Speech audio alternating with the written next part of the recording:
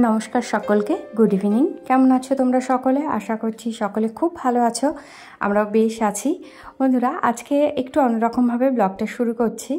রাত্রিবেলা আমি কিভাবে গুছিয়ে রাখি সংসারের সমস্ত কাজকর্ম, যাতে সকালবেলা আমার কাজটা একটু সহজ হয়, সেটাই তোমাদের সাথে আজকের ব্লগে শেয়ার করতে চলেছি। আশা করব অন্যান্য ব্লগের মতো এই ব্লগটাও তোমরা অনেক অনেক ভালোবাসা দেবে, সেই আশা নিয়েই আজকের ব্লগটা আমি শুরু করছি।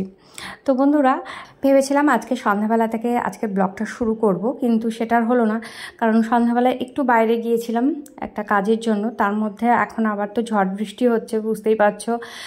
এতে কমপ্লেন করছি না, এতে প্রাণ একদম ফিরে পেয়েছে আমাদের। মানে এত পরিমাণে গরম লাগছিল। তো আশা করছি তোমাদের যারা যারা শুনছো, তোমাদের ওখানে গরমটা একটু কম হয়েছে, একটু স্বস্তির নিঃশ্বাস ফেলেছো। কাদের কাদের জায়গায় কোথায় কোথায় ঝড় বৃষ্টি হয়েছে অবশ্যই কমেন্ট করে আমাকে একটু জানিও। তো বেশ খানিকটা রাত্রির হয়ে গেছে। তো দুপুরবেলা যেসব রান্নাবান্না করেছিলাম সেই সব রান্নাবান্নাগুলোই আমি গরম টরম করে সবাইকে খেতে দিলাম। খাওয়ার পর বেসিক যে কাজকর্মগুলো যেগুলো অবশ্যই করে রাখার চেষ্টা করি, সেগুলো হলো বাসনগুলো মাজা, রান্নাঘরটা পরিষ্কার রাখা। এই জিনিসটা তোমরা একটু করে দেখবে বন্ধুরা, দেখবে সকালবেলা উঠে কাজ করার উদ্যমটাই আলাদা রকম হবে। যদি সকালবেলা উঠেই যদি গ্যাসটা নোংরা থাকে বা পুরো রান্নাঘরটা নোংরা থাকে, প্রচুর এঁটো বাসন পড়ে থাকে, কাজ স্টার্ট করতেই ইচ্ছে করে না। দেখবে মনে হবে যে না, আরেকটু পরে যাই, এরকম লাগবে, আলিসি লাগবে। তো যদি টানে টানে মানে রাত্রিবেলা খেয়ে দিয়ে এই কাজগুলো করে নেওয়া যায় না, কতক্ষণ লাগে? 10 থেকে 15 মিনিটও লাগে না বোধহয়।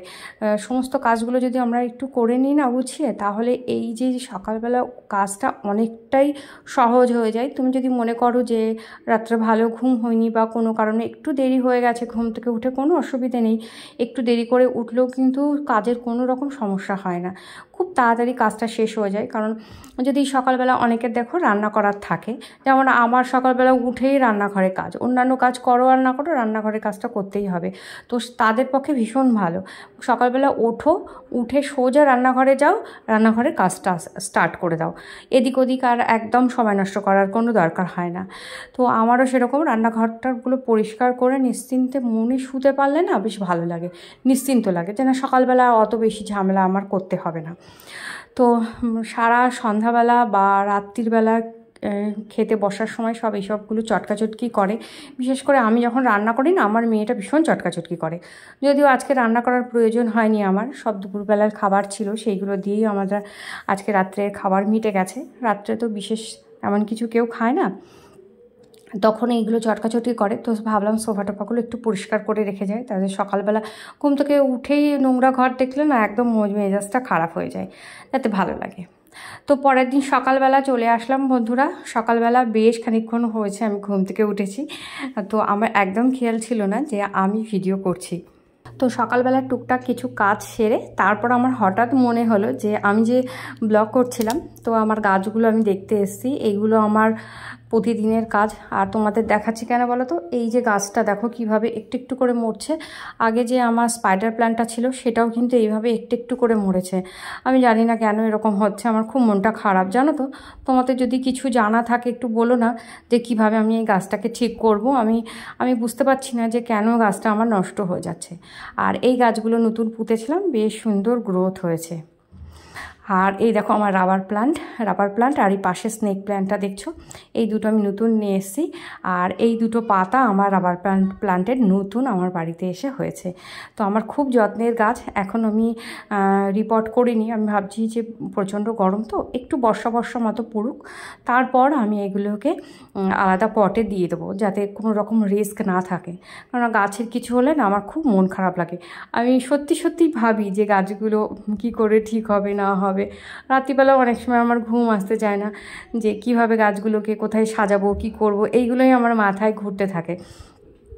তো আরও কিছু আমি একটু গুছিয়ে নিই, তারপর আমি কিভাবে আমার ঘরটাকে গাছ দিয়ে সাজালাম সেটাই তোমাদের সাথে একটু শেয়ার করবো বন্ধুরা। আমার খুব ইচ্ছে আছে, আর আমি এতটাই গাছ পাগল যে তোমাদের আমি বলে বোঝাতে পারবো না। অনেকটা সময় এদের পেছনে আমি দিই।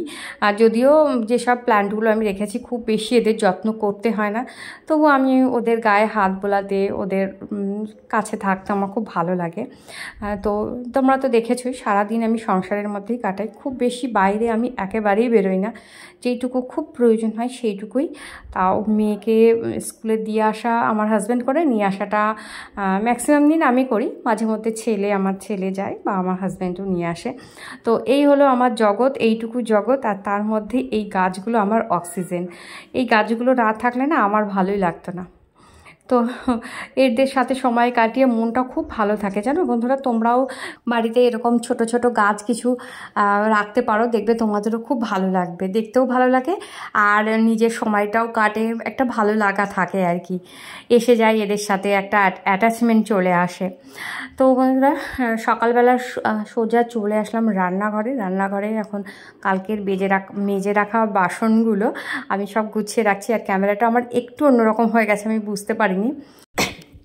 সকালবেলা এখনও আমি বাচ্চাদের খেতে দিইনি বা নিজেও খাইনি, ওরা সবেমাত্র উঠলো। এরপর ওদের দুধ গরম করা, কেউ চা খাবে তার জন্য চা দেওয়া, এটা ওটা সব কিছু করে তারপর একেবারে রান্নাঘরে আমি আসবো। তো দেখো কালকে আমি দুধ জাল দিতে গিয়েছিলাম আর আমার পুরো দুধের বাটিটার গায়ে পুরো দুধ ভর্তি হয়ে গেছে।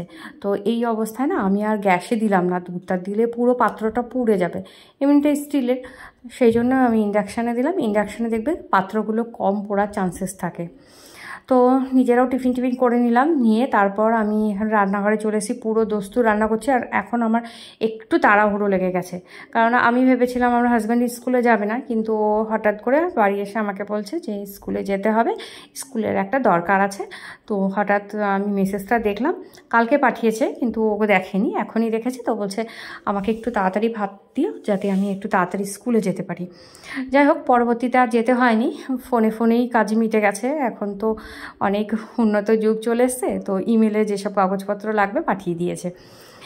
তো যাই হোক, এই টানে আমার কিন্তু কাজগুলো তাড়াতাড়ি হয়ে গেছে। আমি এখন মাছের ঝাল করলাম আর ওইদিকে ছেলের জন্য করেছি ডিম আর করেছি কাঁচকলার তরকারি। তো রান্নাবান্না শেষে আমি রান্নাঘর পুরো আমার গোছানো কমপ্লিট হয়ে গেছে। এরপর আমি রান্নাঘরটা মুছে নিয়ে, আমার সব ঘর মোছা হয়ে গেছে, এবার রান্নাঘর আর ডাইনিংটা একটু মুছে নেব, নিলেই কিন্তু আজকের মতো কাজ আমার মোটামুটি শেষ। আর খুব তাড়াতাড়ি হয়ে গেছে, এত তাড়াতাড়ি হতো না, হাজব্যান্ডের জন্যই বিশেষ করে তাড়াতাড়ি হয়ে গেছে, কারণ ও তো খেতে চাইলো। আমি ভাবলাম তাড়াতাড়ি করে দিই, নাহলে না খেয়ে হয়তো বেরিয়ে যাবে। দেখো এখন বাজে 11টা আর এর মধ্যে আমার ওই কাজগুলো হয়ে গেছে। তো আরও কিছু টুকটাক কাজ ছিল, সেইগুলো আমি কমপ্লিট করে তারপরে স্নান করে আসলাম। আর আমার হাজব্যান্ড আর আমার ছেলে গিয়েছিল আমাদের ফ্ল্যাটে, মানে আমাদের নতুন ফ্ল্যাট হচ্ছে, তো সেখানে গিয়েছিল। তো সেখান থেকে ওরা এসছে আর পুরো ভিজে টিজে এসছে। দেখো রান্না করলাম ঠিকই, কিন্তু ওরা কিন্তু খায়নি, যেহেতু আমার হাজব্যান্ডের যেতে হয়নি সেজন্য আর খায়নি।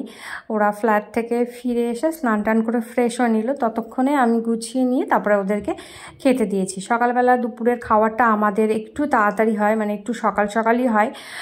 তো ওদের সব খাওয়া হয়ে গেছে আর এখন টিফিন খাবে। মানে যখন ফ্ল্যাট থেকে ফিরছিল তখন নিয়ে এসলো এই তরমুজটার সাইজটা যেরকম এসছে, মানে আকৃতিটা, তো ছোটোবেলায় এটাকে আমরা কি বলতাম বলো তো, ঘোড়ার ডিম, যেহেতু ডিম্বাকৃতি না। আর এখন এই জিনিসটা খুব কমন হয়ে গেছে।